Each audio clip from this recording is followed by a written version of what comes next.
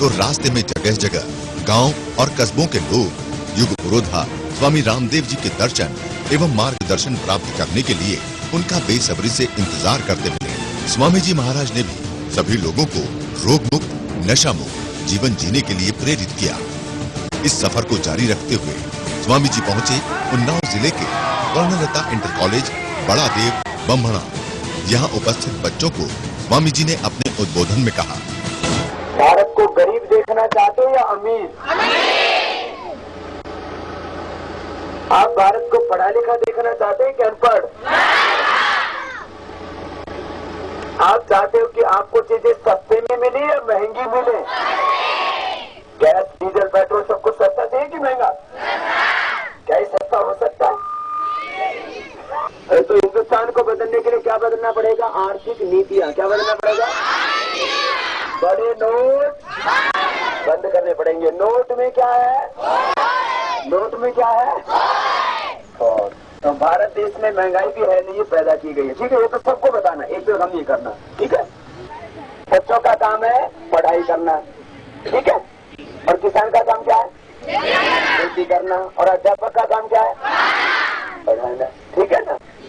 और चुनाव के समय वोट करना चाहिए कि नहीं? और वोट अच्छे लोग को करना चाहिए कि खराब आदमी को? अच्छे लोग को करना। बस इतनी सी बात आप लोग करना ना, बेड़ा पार हो जाएगा। भारत माता की। स्वर्णलता इंटर कॉलेज बड़ा देव में बच्चों को प्रेरणादायी उद्बोधन देने के पश्चात स्वामी जी पहुंचे उन्नाव जिले के ही सेठ Asaram memorial public school Safipur, जहां स्वामी जी ने अपने उद्बोधन में कहा, आदमी अच्छा भी बन सकता है और बुरा भी बन सकता है। ठीक है, सब अपने अंदर ही है। हम गाली भी दे सकते हैं, किसी को प्यार से भी बोल सकते हैं, हम झूठ भी बोल सकते हैं और सच भी बोल सकते हैं। हम अच्छा काम भी कर सकते हैं और बुरा काम भी कर सकते हैं। तो बुरा काम करना चाहिए कि अच्छा काम? सच बोलना चाहिए कि झूठ? हमेशा क्या काम करना चाहिए? और सुबह जल्दी उठना चाहिए कि देर से? माता पिता का अपमान करना चाहिए कि सम्मान? गुरुजनों को प्रणाम करना चाहिए कि अपमान करना चाहिए? प्रणाम करना चाहिए। सब बच्चे बहुत अच्छे हैं। सुबह माता पिता को सब बच्चे प्रणाम करके आते हैं। सेठ आसाराम मेमोरियल पब्लिक स्कूल की सब बच्चों को मेरा बहुत बहुत प्यार। सब बोलेंगे भारत माता की। सबका आशीर्वाद। सेठ Asaram memorial public school Safipur में उपस्थित लोगों में एक नई ऊर्जा संचालित करने के पश्चात स्वामी जी चल दिए जवाहर नवोदय विद्यालय राजीवपुरम, जहां पहुंचने पर स्वामी जी का लोगों ने भारत माता की जय घोष के साथ पुष्प वर्षा और फूलों की माला पहनाकर जोरदार स्वागत किया। तदुपरांत युग पुरोधा स्वामी रामदेव जी ने अपने उद्बोधन में कहा, भारत में 1% लोग अमीर हैं और 99% लोग किसने बनाया? 1% लोगों ने। क्यों? गलत आर्थिक नीतियों के कारण। यदि हम भारत को अच्छा बनाना चाहते हैं तो अपनी आर्थिक नीतियों को हम ठीक कर सकते, तो 99% लोग अच्छे बन सकते हैं। अमेरिका दुनिया का सबसे गरीब देश है, उसके ऊपर 1000 लाख करोड़ का कर्जा है, तो दुनिया का सबसे दरिद्र देश है अमेरिका। आज हम भारत को अच्छा कर लेते हैं तो कल भारत का पूरी दुनिया में राज होगा। ऐसे नए भारत का उदय नवोदय विद्यालयों को करना है। ऐसे मेहनत करके इस भारत को आगे बढ़ाना है। आप सबको बहुत बहुत प्यार, बार बार आशीर्वाद। क्योंकि आगे लड़ना जाना है, नहीं तो आपसे और करता बात। बोले भारत माता की। वंदे राजीवपुरम के लोगों को भारत स्वाभिमान से जोड़ स्वामी जी चल दिए हरदोई जिले के मल्लावा नगर की ओर, जहां पहुंचने पर स्वामी जी का फूलों की माला पहनाकर लोगों ने स्वागत किया। तदुपरांत जननायक स्वामी रामदेव जी ने अपने उद्बोधन में लोगों को निरोग जीवन जीने का मूल मंत्र दिया। मैं यदि संक्षेप में बोलूं तो एक अच्छी आदत डालो योग करने की, सारी बुरी आदत जीवन में से खत्म हो जाएगी। न कोई रोग रहेगा, न कोई नशा रहेगा जीवन में, न कोई निराशा रहेगी जीवन में, न कोई नकारात्मकता रहेगी जीवन में। बुरी आदत क्या है? देर से उठना, ये बुरी आदत है। शरीर से मेहनत न करना, ये बुरी आदत है। नाराज होना, ये बुरी आदत है। गुस्सा करना, ये बुरी आदत है। ज्यादा खाना, ये बुरी आदत है। ज्यादा बोलना, ये बुरी आदत है। बीड़ी सिगरेट पीना, ये बुरी आदत है। आप योगाभ्यास करो, आपके जीवन में कोई बुरी आदत नहीं रहेगी। सुबह जल्दी उठोगे, खराब विचार आपके मन में नहीं आएगा, खराब आहार आपके भीतर नहीं जाएगा। बीड़ी सिगरेट शराब खरीद करके खाने पीने की बात तो बहुत दूर रही।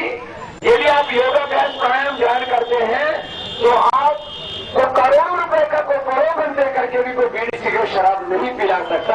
ऐसा आपका चरित्र पवित्र है। मल्लावा नगर के लोगों को योग से निरोग रहने का मूल मंत्र देने के पश्चात स्वामी जी पहुंचे हरदोई जिले के ही माधोगंज, जहां स्वामी जी का लोगों ने भारत माता व वंदे मातरम की जय घोष एवं फूलमाला के साथ जोरदार स्वागत किया। तदुपरांत जननायक स्वामी रामदेव जी ने अपने उद्बोधन में कहा, आप सब भाई बहन संकल्प लेके जाएंगे, आज के बाद माधोगंज के भाई बहन कोई बीड़ी सिगरेट शराब को हाथ नहीं लगाएगा।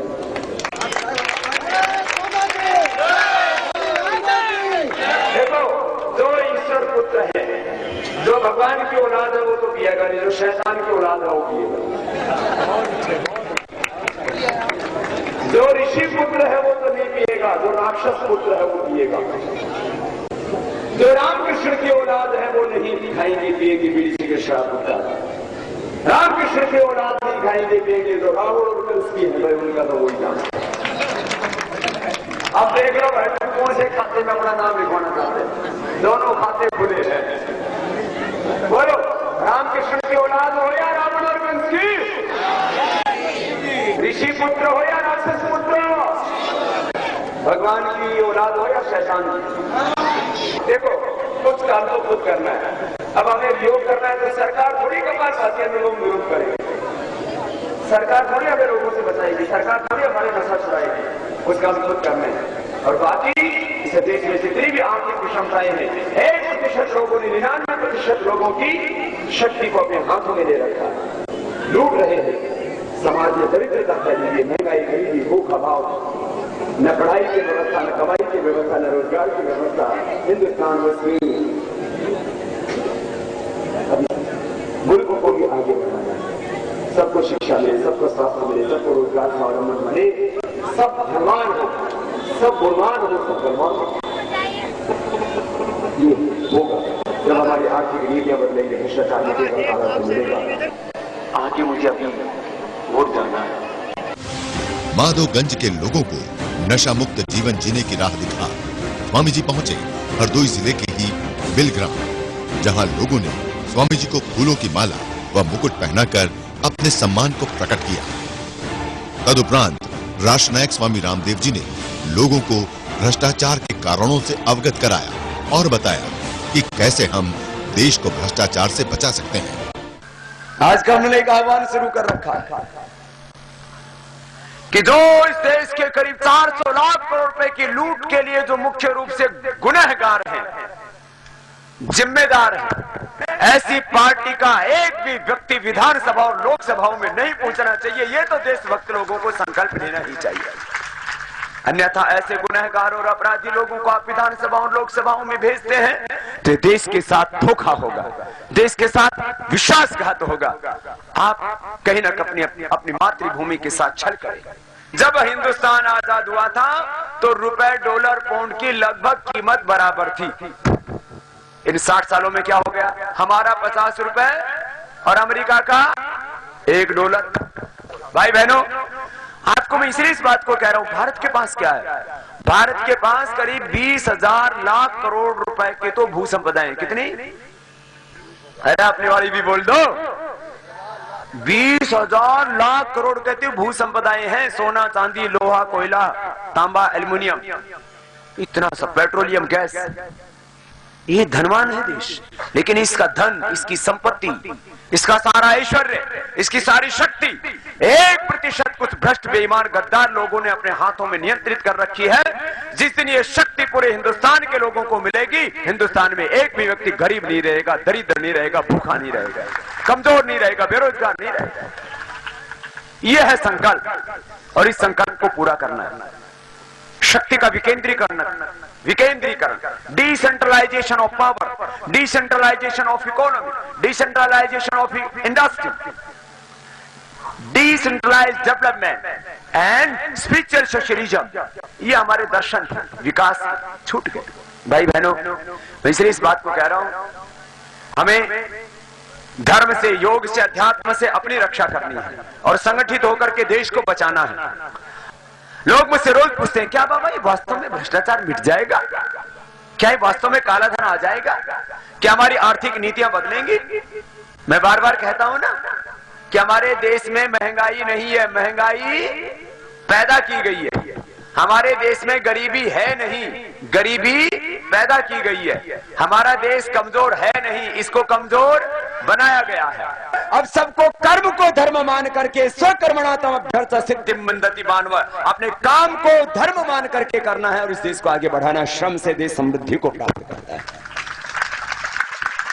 किसान खेत में मेहनत करे, बच्चे पढ़ने में मेहनत करें, अध्यापक पढ़ाने में मेहनत करें, दुकानदार दुकान में मेहनत करे, वो डंडी ना मारे, वो जो है लोगों को लूटे नहीं, उत्पादन करने वाले फैक्ट्रियों में मेहनत करें, सेवाएं करने वाले पूरी पवित्रता से, ईमानदारी से, ऑनेस्टी के साथ सेवा करें तो अपना देश आगे बढ़ेगा।